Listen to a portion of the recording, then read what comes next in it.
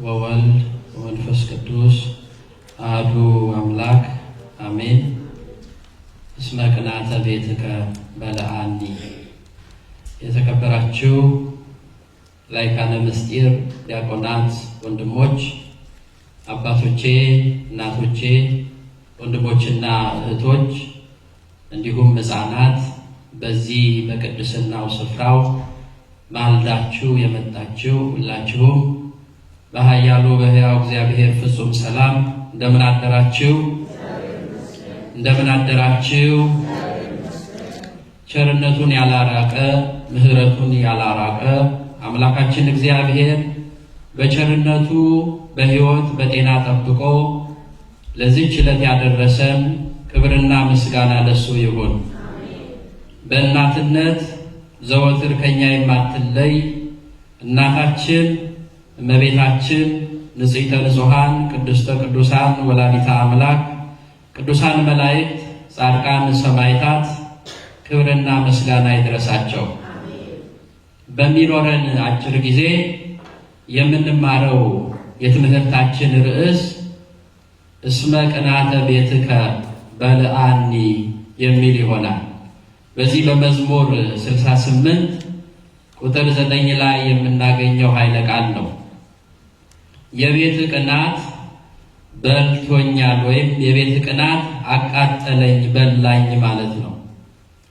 እንግዲህ እንደሚታወቀው በቤተ ክርስቲያናችን ስርዓት መሰረት ታላቁን አብይ ጾም መጾም ከጀመርን 3ኛው ሳምንት ላይ ደርሰናል።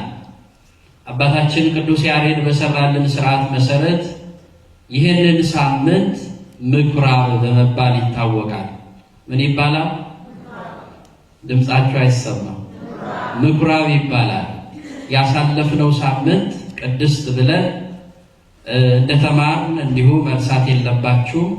በየጊዜው ዓመታቱ ቢቀያየሩ የቤተ ክርስቲያን ስርዓት ግን ስለማይቀየር ይህንን ይዘን እግዚአብሔር አምላክ የገለጠልንን ነገር እንማራለን። ለአባቶቻችን ለነቢያት ምስጢር ጥበብ ገልጦ ያስተማረ አምላክ ለእኔም ለባሪያው ምስጢሩን እንዲገልጥልኝ እናንተ ደግሞ እንድታስተውሉ ልቦናችሁን እንዲከፍትላችሁ የእሱ ቅዱስ ፈቃዱ ይሁን። ልበ አምላክ ቅዱስ ዳዊት በዚህ በመዝሙሩ ላይ ቅድም በቅዳሴው መሃል እንደሰማችሁት እስመ ቅንዓተ ቤትከ በልዓኒ ትዕይርቶሙ ለእለ ይትዔየሩከ ወድቀ በላዕሌየ ወቀጻዕክዋ በጾም ለነፍስየ አለ።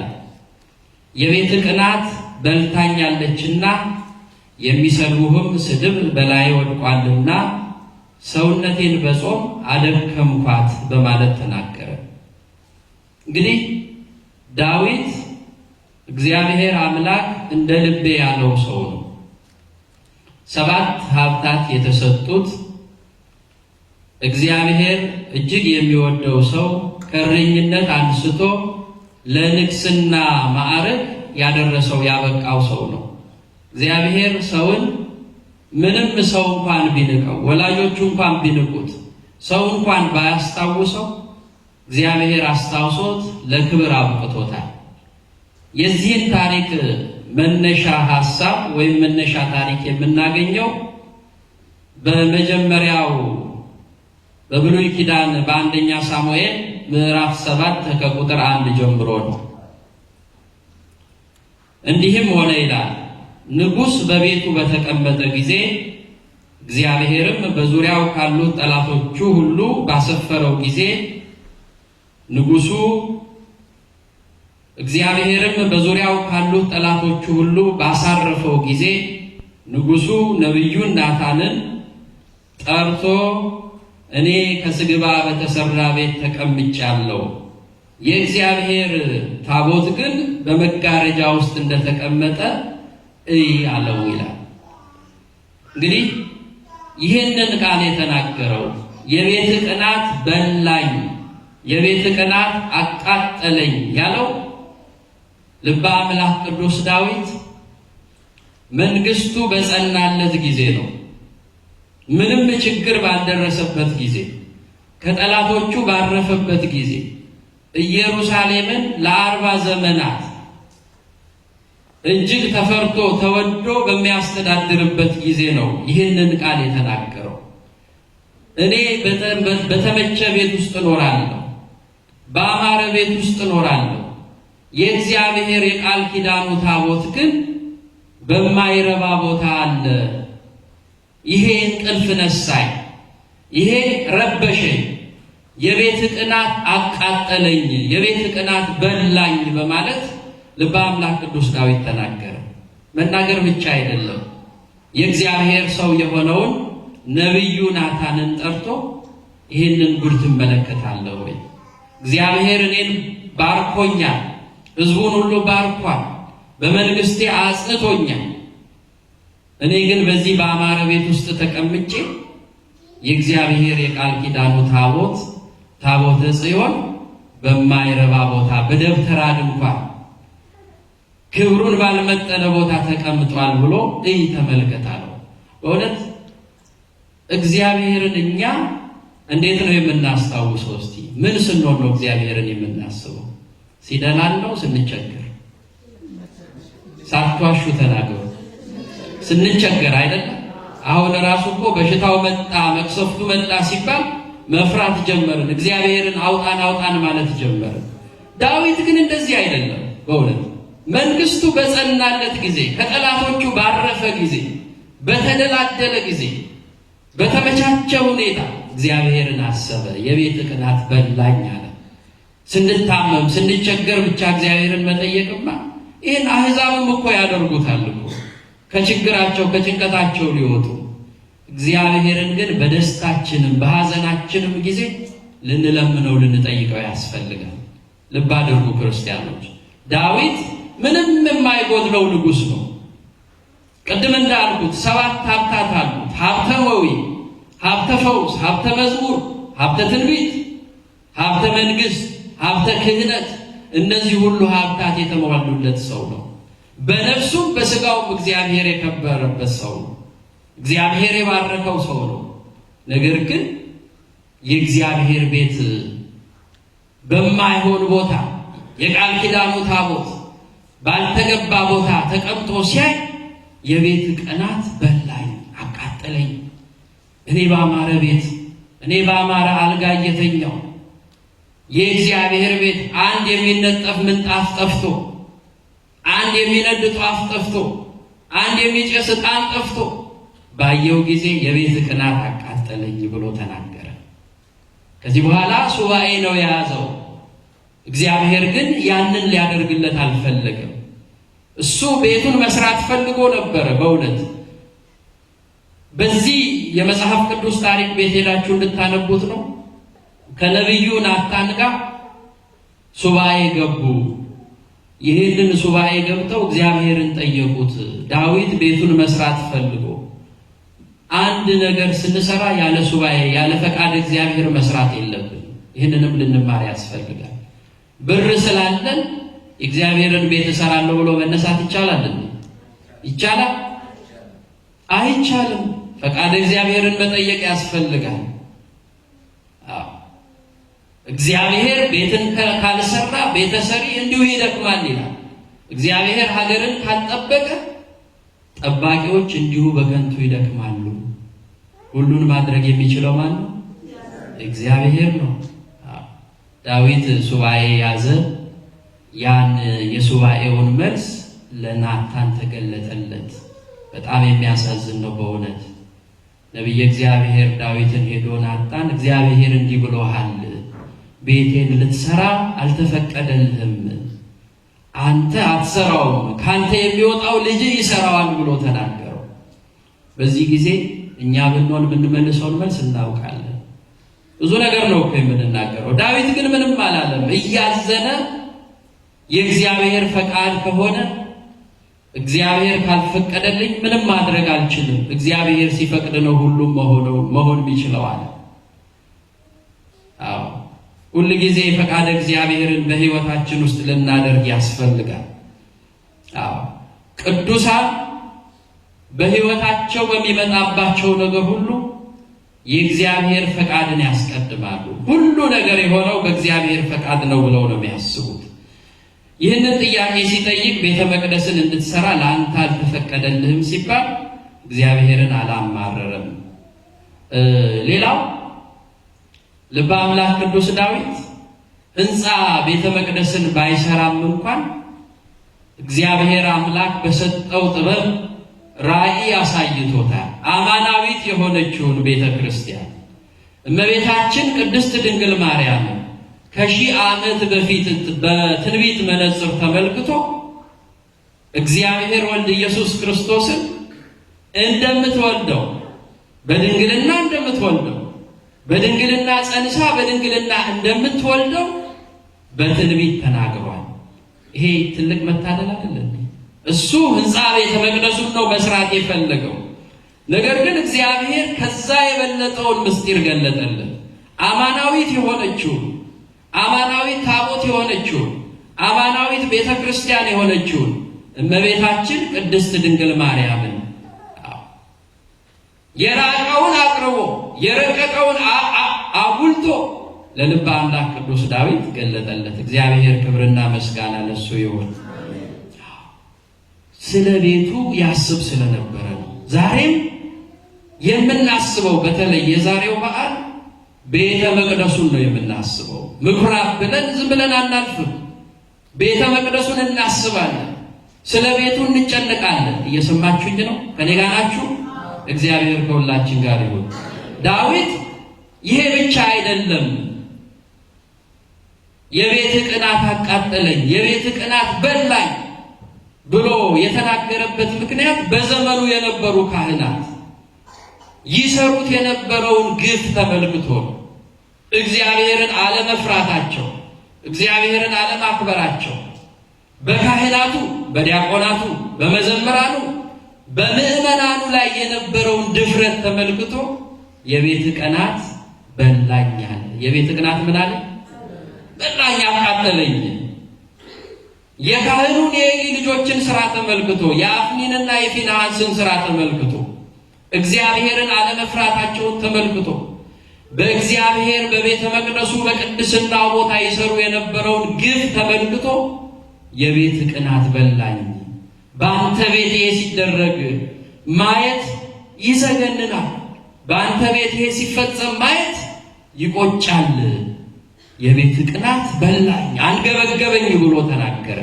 ዛሬ በእውነት እግዚአብሔር እንደ ቀድሞ በመቅሰፍት ባይቀጣንም ጅራፍ አንስቶ ባይገርፈንም በዚህ በቅድስናው በቤተ መቅደሱ ብዙ ግፍ እየተሰራ ነው ያለው። እግዚአብሔር በቸርነቱ ይመልከተን። አዎ ብዙ ኃጢአት እየተሰራ ነው፣ ብዙ ግፍ እየተሰራ ነው። እግዚአብሔር ግን እንደ ቸርነቱ እንደ ምሕረቱ ይመልከተን። ይሄ ትልቅ ትምህርት ሊሰጠን ይገባል። ዲያቆናት ወንድሞቼ፣ ይሄ የቅድስናው ስፍራ የእግዚአብሔር ክብር የሚገለጥበት ነው። አክብረን ተጠንቅቀን ልናገለግል ይገባል።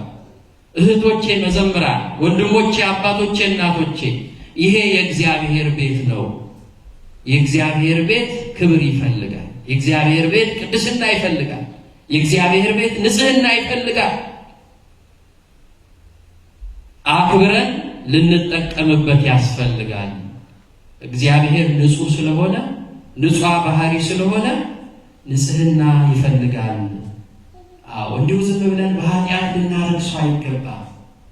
እነዚያ የካህኑ የኤሊ ልጆች እግዚአብሔርን ባለመፍራታቸው ለእግዚአብሔር የቀረበውን መስዋዕት በመናቃቸው በዛ በሁለተኛ ነገሥት ላይ ተጽፎ እንዳለው በምዕራፍ 2 ለእግዚአብሔር የመጣውን መስዋዕት እያቃለሉ በቤተ መቅደሱ ሊጸልዩ፣ ሊሰግዱ፣ ሊያመሰግኑ ከመጡት ጋር እያመነዘሩ የማይገባ ስራ እየሰሩ ባሉበት ሰዓት እግዚአብሔር ቀስፏቸዋል። ከዚህ እግዚአብሔር ሁላችንን ይጠብቃል። ቤቱ ሲነካ እግዚአብሔር አይወድም። ለቤቱ ቀናኢ ነው።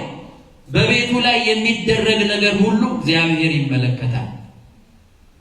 ስለዚህ ልበ አምላክ ቅዱስ ዳዊት ይህንን አይቶ ተመልክቶ እነሆ የቤት ቅናት በላኝ፣ የቤት ቅናት አቃጠለኝ፣ የሚሰድቡህም ስድብ በላይ ላይ ወድቋልና።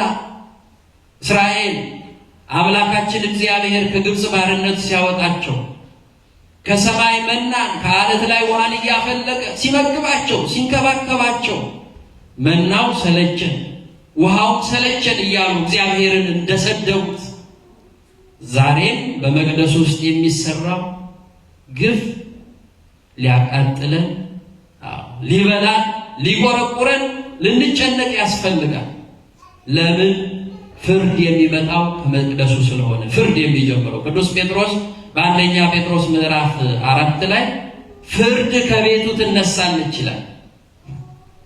ሊቀ ጳጳሱን አይተው እግዚአብሔር፣ ካህኑን አይተው፣ ዲያቆኑን አይተው፣ መዘምራኑን አይተው፣ የሰበካ ጉባኤ አባሉን አይተው ደፋር የሆነውን እግዚአብሔር ይቀጣል። ከዚህ እግዚአብሔር ይጠብቃል። ይሄ የማን ቤት ነው? የእግዚአብሔር ቤት፣ የሰው ቤት አይደለም እኮ። ለእግዚአብሔር ክብር ልንሰጠው ይገባል። እያንዳንዳችን በቅተን አይደለም፣ በእውነት ስራችን እዚህ የሚያደርሰን አይደለም። እንደሱ ቸርነት እንደሱ ምሕረት መተን ግን መዳፈር የለብንም። ዛሬም በዮሐንስ ወንጌል ምዕራፍ 2 ላይ የተነበበልን ይህንን ነው። ጌታ ከደቀ መዛሙርቱ ጋር ወደ ቅፍርናሆም ወረደ ነው የሚለን። ምዕራፍ 2 ቁጥር 12 ጀምሮ የተነበበልን የአይሁድ ፋሲካም ደርሶ ነበረ። ኢየሱስ ወደ ኢየሩሳሌም ወጣ። በመቅደስም በሬዎችንና በጎችን ርግቦችን የሚሸጡ ገንዘብ ለዋጮችንም ተቀምጠው አገኘ። የሚያሳዝን ነገር አገኘ። በመቅደሱ ምስጋና ነበረ መታየት የነበረበት። በመቅደሱ ስብሐተ እግዚአብሔር ነበር መድረስ የነበረበት። ነገር ግን ወደ መቅደሱ ወደ ምኩራቡ ሲገባ በሬዎችን፣ በጎችን፣ ርግብ ሻጮችን፣ ገንዘብ ለዋጮችን ተመለከተ። በጣም ያሳዝናል እኮ። በጸሎት ስፍራ እግዚአብሔር በሚመለክበት ስሙ በሚጠራበት በዚያ ስፍራ ላይ ይህንን ጉዳይ አልታገሰም። ቀናይ ስለሆነ፣ ለቤቱ ቀናይ ስለሆነ፣ በቤቱ በአምልኮቱ ሲመጡበት የማይወድ ስለሆነ ጅራፍ አንስቶ እነዚያን በሬዎች እነዚያን በጎች እየገረፈ ከቤተ መቅደሱ አስወጣ። ቤተ መቅደሱን አነጻ። ዛሬ አንጽሖተ ቤተ መቅደስ ያደረገበት ዕለት ነው። በእውነት ርግብ ሻጮችን ደግሞ ይህንን ይዛችሁ ከዚህ ውጡ አላቸው። ይኸው እዚህ ያነብላችኋለሁ። በሬዎችንም ከመቅደስ አወጣቸው፣ የለዋጮችንም ገንዘብ አፈሰሰ፣ ገበታቸውንም ገለበጠ። ርግብ ሻጮችንም ይህንን ከዚህ ውሰዱ፣ የአባቴን ቤት የንግድ ቤት አታድርጉት አለ። የአባቴን ቤት ምን አታድርጉት አለ? የንግድ ቤት አታድርጉት። ቤቴሰ ትሰመይ ቤተ ጸሎት፣ ቤቴ የጸሎት ቤት ትባላለች እንጂ የንግድ ቤት አይደለችም ብሎ ቤተ መቅደሱን አጸዳ። እግዚአብሔር ለቤቱ ቀናይ ነው። ቤቱ ሲደፈርበት አይወድም።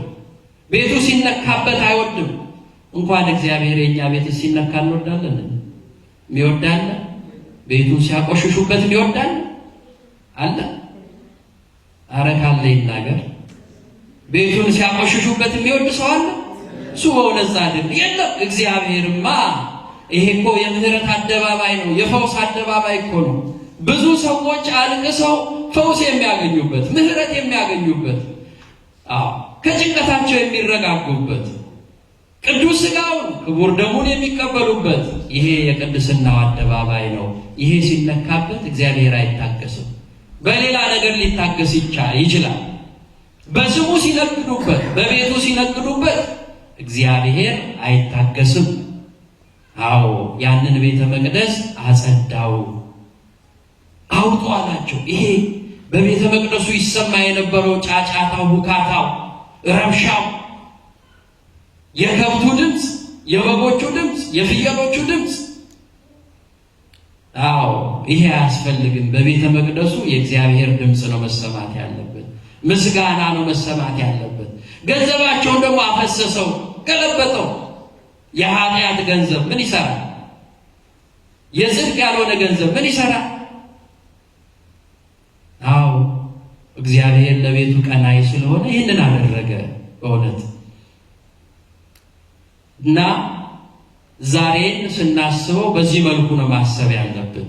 እግዚአብሔር ቤተ መቅደሱን ያጸዳበት አንድም የኦሪቱ መስዋዕት መቅረቱን ልናስብ ያስፈልጋል። በኦሪት ሀብታም የሆነ ሀብት ያለው ሰው በሬ ይሰዋ ነበረ። በግም ይሰዋ ነበር፣ እንዳልኩ ርግብም ይሰዋ ነበር። ጌታ በተወለደ ጊዜ ርግብ ነው ይዞ ወደ ቤተ መቅደስ ሄደው። ለምን? ድሃ ስለነበረ፣ ምንም ስላልነበረው፣ እናቱም ድሃ ስለነበረች ርግብ ነው ይዛ ሄደችው። ያ መስዋዕት ቀርቷል፣ መስዋዕተ ኦሪት ቀርቷል። አሁን የሚሰዋው አሁን የሚፈሰው የኔ ደም ነው። ቤተ መቅደሱ መጽዳት አለበት። ያ ቢሰዋም ትርጉም አላመጣም። ከአቤል ጀምሮ እስከ ዘካርያስ ደም ድረስ ብዙ መስዋዕት ተሰውቷል። ያ መስዋዕት ዘላለማዊ ሕይወትን ሊያሰጥ አልቻለም። እውነተኛው መስዋዕት፣ እውነተኛው በግ ቅዱስ ዮሐንስ በዮሐንስ ወንጌል ምዕራፍ 1 ላይ እንደተናገረው ነዋ በግሁ ለእግዚአብሔር ዘያትት ኃጢአት ዓለም እንዳለው፣ እነሆ የእግዚአብሔር በግ የዓለምን ኃጢአት የሚደመስስ የዓለምን ኃጢአት ይቅር የሚል በግ እንዳለው እውነተኛው በግ መድኃኒታችን ኢየሱስ ክርስቶስ ነው። ክብርና ምስጋና ለአምላካችን ይሁን። ይህንን ርግብ፣ ይህንን በግ፣ ይህንን በሬ አውጡ፣ አማናዊው መስዋዕት እኔ ነኝ በማለት ቤተ መቅደሱን አጽድቷል። የተወደዳችሁ የተከበራችሁ እግዚአብሔር ቤተሰቦች፣ ቤተ መቅደስ ወይም ቤተ ክርስቲያን ስንል በሃይማኖት ትምህርት 3 ናቸው። የመጀመሪያው ሕንፃ ቤተ መቅደሱ ነው። ሕንፃ ቤተ ክርስቲያኑ ነው። ይሄ የተሰበሰብንበት የእግዚአብሔር ስም የሚጠራበት የቃል ኪዳኑ ታቦት ያለበት ዕጣኑ የሚጤስበት ጸበሉ የሚፈልቅበት ቅዱስ ሥጋው ክቡር ደሙ የሚሰጥበት ቤተ ክርስቲያን ይባላል። ምን ይባላል? ተኝታችኋል መሰለኝ። እናቁም እንዴ? ትንሽ ጊዜ ታገሱ። ምን ይባላል? ቤተ ክርስቲያን ይባላል። ይሄ ሕንፃው ቤተ ክርስቲያን ይባላል። ሁለተኛው ደግሞ ማህበረ ምዕመናን እንዲህ ተሰብስበን እግዚአብሔርን ስናመልክ በስሙ ስንዘምር፣ ለስሙ ስንዘምር፣ ለስሙ ስንሰግድ በአንድነት የተሰበሰብነው ማህበረ ካህናቱ፣ ማህበረ ዲያቆናቱ፣ ማህበረ ምዕመናኑ፣ ጉባኤ ጳጳሳቱ ይሄ በአንድ ላይ ቤተ ክርስቲያን ይባላል። ሶስተኛው እያንዳንዳችን ቤተ ክርስቲያን እንባላለን። ምን እንባላለን? ቤተ ክርስቲያን ወይም ቤተ መቅደስ እንባላለን። ይሄንን እንድናይ ነው የምፈልገው። እያንዳንዳችን የእግዚአብሔር ቤተ መቅደስ እንደሆንን ቅዱስ ጳውሎስ ለቆሮንቶስ ወገኖቹ በተናገረበት በአንደኛ ቆሮንቶስ ምዕራፍ 6 ላይ እናንተ የእግዚአብሔር ቤተ መቅደሶች ናችሁ። እናንተ የማን ቤተ መቅደሶች ናችሁ? የእግዚአብሔር ቤተ መቅደሶች ናችሁ። የገዛ ሰውነታችሁ እያንዳንዱ ነገር የእግዚአብሔር ቤተ መቅደስ ነው። እጃችሁ፣ እግራችሁ፣ ዓይናችሁ፣ ጆሮአችሁ የእግዚአብሔር ቤተ መቅደስ ነው። ማንም የእግዚአብሔርን ቤተ መቅደስ ቢያፈርስ ማን ያፈርሰዋል ይላል? እግዚአብሔር ያፈርሰዋል። እግዚአብሔር ከዚህ ሁላችንን የሚጠብቀን። ማንም የእግዚአብሔርን ቤተ መቅደስ ቢያፈርስ አዳም ቤተ መቅደስ የነበረውን ሰውነቱን አፍርሶ ጌታችን አምላካችን መድኃኒታችን ኢየሱስ ክርስቶስ ካሳ ከፍሎ አድኖታል። በእግሩ ተራምዶ ኃጢአትን ሰርቶ እግሮቹ ተቸንክረዋል። በእጁ ዕፀ በለስን ቀጥፎ በእጁ ችንካር ተመቶበታል። በጆሮ ክፉ ስድብን፣ ክፉ ምክርን፣ የእባብን ክፉ ምክር፣ የሰይጣንን ክፉ ምክር ሰምቶ አምላካችን የአይሁድን ስድብ በጆሮ ሰምቷል። በአፉ ዕፀ በለስን በልቶ አምላካችን ደግሞ ከርቤና ሐሞት ጠጥቷል። ለአዳም ላጠፋው ቤተ መቅደሱን ላፈረሰው ለአዳም ካሳ ከፍሎለታል። ስለዚህ እያንዳንዳችን የእግዚአብሔር ቤተ መቅደሶች መሆናችንን ልናስብ ያስፈልጋል። በዚህ በኦሪት ዘፍጥረት ምዕራፍ 1 ላይ ራሱ ምንድነው የሚለው? እግዚአብሔር ሁሉንም አየ፣ አንድ ነገር እንደጎደለ ተመለከተ። ሰው እንፍጠር አለ። በምሳሌያችን በአርአያችን ሰውን እንፍጠር አለ ይላል። በእግዚአብሔር አርአያና አምሳል የተፈጠርን የእግዚአብሔር የእጁ ስራዎች ነን። እግዚአብሔር ክብርና ምስጋና ለሱ ይሁን። ስለዚህ ማንም በገዛ ሰውነቱ ላይ አቅም የለውም፣ ስልጣን የለውም። ለምን? ያ ሰውነት የማ ስለሆነ የእግዚአብሔር ስለሆነ። እግዚአብሔር በቤተ መቅደሱ ይቀናል እኮ ብለናል ቅድም፣ እንዳትረሱ ምዕመናን።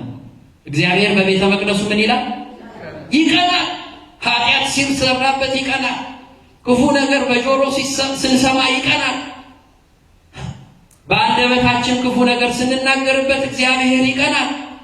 በእግራችን ወደ ክፉ ቦታ ስንሄድበት እግዚአብሔር ይቀናል። ለምን? የእግዚአብሔር ምን ስለሆነ ቤተ መቅደስ ስለሆነ። መልሱ እንጂ የእግዚአብሔር ቤተ መቅደስ ስለሆነ ቤተ መቅደሱ እንዲረክስበት እግዚአብሔር አይፈልግም።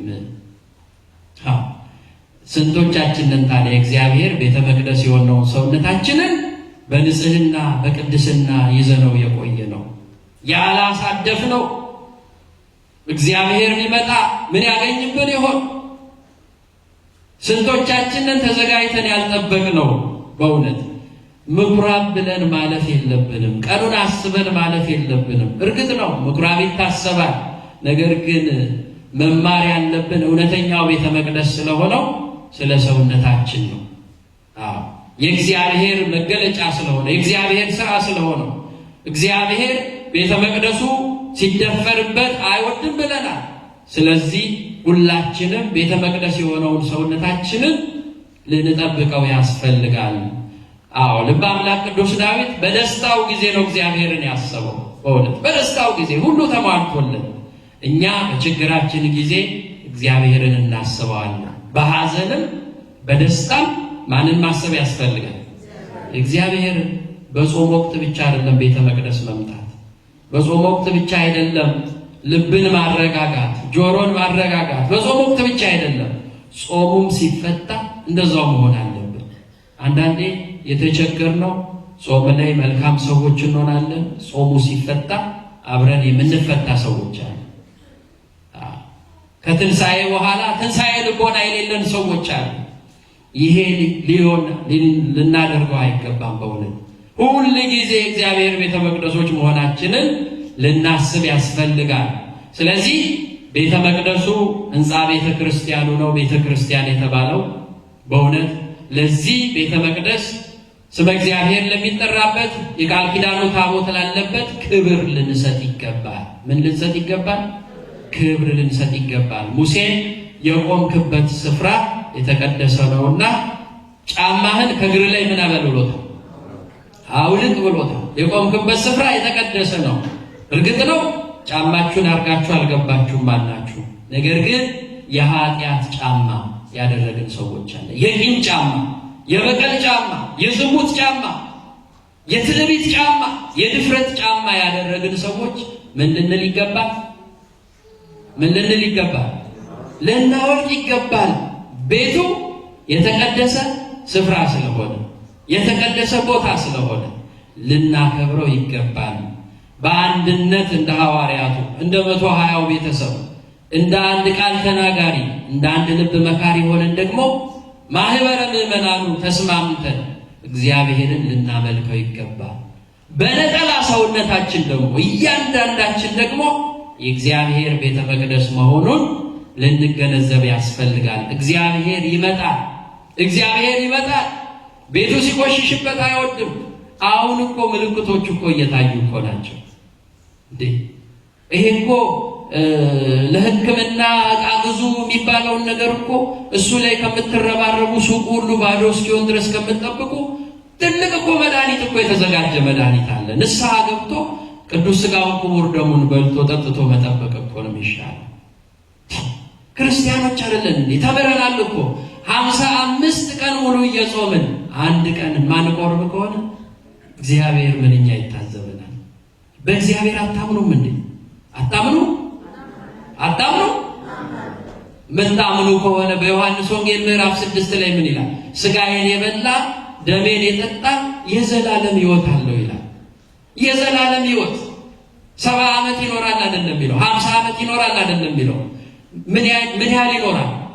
ዘላለም ይኖራል። የዘላለም ሕይወት አለው። ወገኖቼ የእግዚአብሔር ልጆች ይህንን ልብ አድርጉ። በእውነት ምልክቶቹ ታይተዋል። ማንኛውም ነገር ይምጣ ቅዱስ ሥጋውን ክቡር ደሙን ከበላን የሚያስፈራን ነገር የለም። እግዚአብሔርን ከያዝነው የሚያስፈራን ነገር የለም። ወጣቶች ልጆቻችን፣ በቤተ መቅደሱ የምታገለግሉ ዲያቆናት፣ ግማሾቻችሁ ተኝታችኋል። ይሄ የእግዚአብሔር ቤተ መቅደስ ክብሩ የሚገለጥበት ነው። በእውነት አክብሩት፣ እግዚአብሔር ያከብራችኋል። ፍሩት፣ እግዚአብሔር እናንተ እንድትፈሩ ያደርጋችኋል። እናንተ ለዚህ ክብር መብቃታችሁን ብቻ አይደለም ማየት ያለባችሁ። በቅድስናው አደባባይ ስትቆሙ በእግዚአብሔር ፊት እንደቆማችሁ ሁል ጊዜ አስቡ።